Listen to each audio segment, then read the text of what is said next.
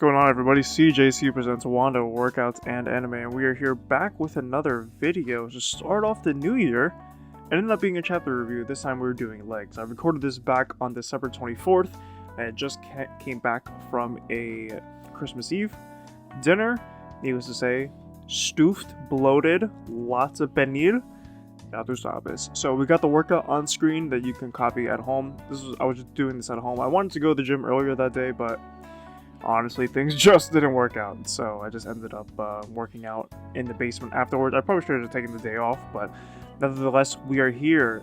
Because with working out legs at home, I have to do loads of volume, so we are doing MRMs. And what is a MRM? We're going to talk about that, which is a great intensity technique to make your sets a lot more intense. Adds, variability to your workouts.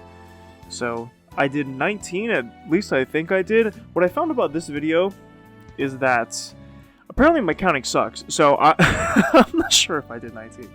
But here we go. I'm showing the full second set here to kind of show you what a mile rep match is. So your first set, you're hitting close to, if not failure, with good technique, right? Proper form, slow descent. And then your subsequent sets, set 2, 3, 4 max. I mean, I wouldn't do a fifth set of a mile rep match. That'd be insane. But those other sets are going to match the rep number of set number 1. So in this case, I think I did 19. I'm not too sure. I'm going to take a little rest pause here, right? Because I want to hit 19 again. And I nodded my head no, because my lovely girlfriend was recording the video for me. And then I'm going to bring the weight back up here. And then I am going to once again go until I hit that number that I hit for set 1. And I'm going to do that for the other sets as well. And with what I have at home, you can do this at the gym if you like. But just dumbbells, body weight, some raw type of shit, which is fun. So here, set 3, I'm showing the after the break, or coming up to the break. A good cue here to make it even more difficult is come up not all the way like I did here, right? Once you're ready to rest, in order to kind of do those mini sets until you hit 19, or whatever your rep total is, you do like 2/3 of the way up, or 3/4 of the way up, so you don't come up all the way necessarily, but you definitely come down. And the shoes I'm wearing are squat shoes, and then coming up here, I have a little bit of audio that I'm gonna play, which I thought was very funny, so check it out. Start a minute.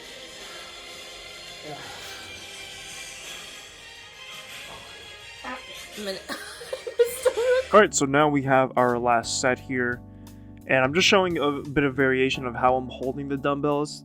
I'll be honest, I don't really think there's that big of a difference whether you hold it kind of like this, where it's literally resting on your shoulders, or whether you're doing what I was doing before, where it's kind of more so you're holding it in like a shoulder press kind of position. Either or is fine, depending on what you're comfortable with. I know doing this variation, I felt like the dumbbells were kind of sliding off my delts at times, so I'm not the biggest fan of this one. This is why I'm including it here. It really is a dependent on preference, so if you like doing it the other way, you can most certainly do it the other way, but in this case, we're good to go, and we're going to move on here to RDLs that we have, or SLDL, whatever your preference is. I'm using a belt here. Typically at the gym, I do a lot more weight, but after doing this set, I kind of realized like my low back's hurting. I'm not hitting the numbers that I want to hit. That's why in the beginning of the video where you see my workout log, you see a sad face. I wanted to do a lot more reps, but my low back was just definitely feeling it. But we're pushing our butt back as much as we possibly can here.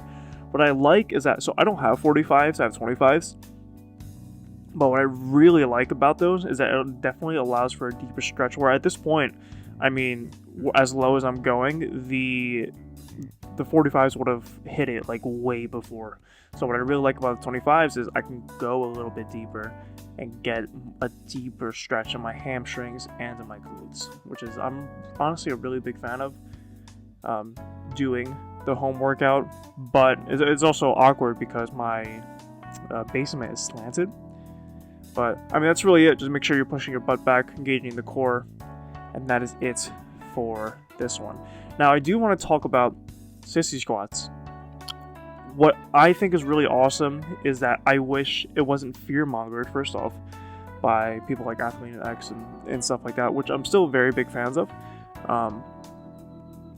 The issue is that if you do have bad knees, just don't do it. But it is a great home alternative to build your quads if you don't have a ton of equipment. Now, honestly, I probably should have just done lunges, but like I said, I wanted to do something that was a bit of a relief of my low back. But what I believe doing this exercise did is that it caused me an issue that did put me out for a few weeks. Like, I'm just starting to do legs as a recording. I did legs yesterday, January 10th. What was an issue here is coming up here, and you can kind of see it, is that I'm going into my hip more instead of doing just knee extension, which becomes an issue, which is where I did injure my hip. Like right there, you can kind of see. I'll probably do a replay of it now. You'll see where it very much injures myself, right? That instead of just doing a knee extension, it's going like directly into my hip, where I'm kind of like jerking myself up. Pause, major pause. So that's a big issue here. It's a great exercise to do at home. You might want to start off doing like what's called a stripper squat, or even just doing a Hindu squat, and you're doing that for a mile rep match, kind of like what I did with the squats in the beginning. And you can do that towards the end of your workout to like really burn your quads and get a nice deep stretch. It's perfectly fine doing that. Because sissy squats are definitely hard. Even like a reverse Nordic is very uncomfortable for me just because of the foot positioning. So either of those variations would be great if you can do them, and I'll showcase them later on in a different video. But that was it. Try to hit 12. Rethinking my life here. And speaking of reverse Nordics, we have a Nordic hamstring curl, or manual hamstring curl, depending on what you call it. I really like these for at-home variants.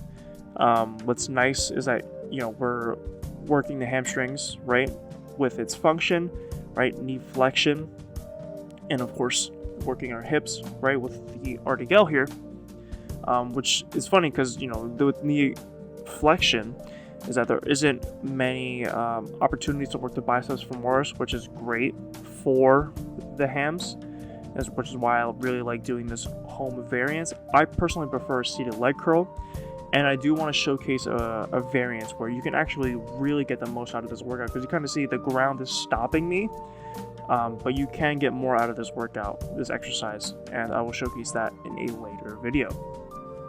Next up, I do want to showcase the ending here of doing some adduction work. In this case, we were doing adduction, but I believe doing it this way actually led me to my injury. So with the Copenhagen plank, your feet are supposed to be on the bench, and then that's what's driving the adductor, not so much knee on the bench, because I definitely believe either this exercise, the way I slept that night, or the sissy squat, how it was kind of going into my hip more and not necessarily like just knee flexion. I was kind of jerking my hips a bit. Again, pause. I believe that is what ultimately led to my injury. And then we switched sides because my girlfriend thought I was done recording. So that's why it's a separate recording. But you can kind of see like the way my hips twist here. We don't want to do that. We just kind of want to be vertical. And again, I can do a total separate video on how to actually properly execute this exercise, because it's important. It's important to not hurt yourself, especially you're working out at home. You don't feel like going to the gym. You have this equipment at home. You want to use it, which is kind of like my 2 cents on it. Where like I have this stuff at home, might as well use it. And then this is the last set here, and twisting that if you saw that twist of the hip, even like right there, definitely led me to an injury. It was mostly on my left side. So again, it's hard to say how the injury occurred because I didn't feel it at the time. I felt it the morning after. Again, it could have been the way I slept. Honestly, not entirely too sure. But we're just wrapping up doing the right side. And this is it. I mean, if you want to throw some abduction or abduction exercises, you can just do some Jane Fondas, weighted Jane Fondas, or you can, if you have a band, just loop a band around your legs and do a weighted Jane Fonda. You can do that just as well. But yeah, this is going to be it for the workout. Thank you so much for tuning in. Let me know what you guys' thoughts are in the comment section below. Again, I will showcase how to properly execute some of these exercises in future videos. But with that being said, I will see you in the comment section below and in the next video. Will you try this leg workout? Let me know. And Happy New Year to you all. Peace.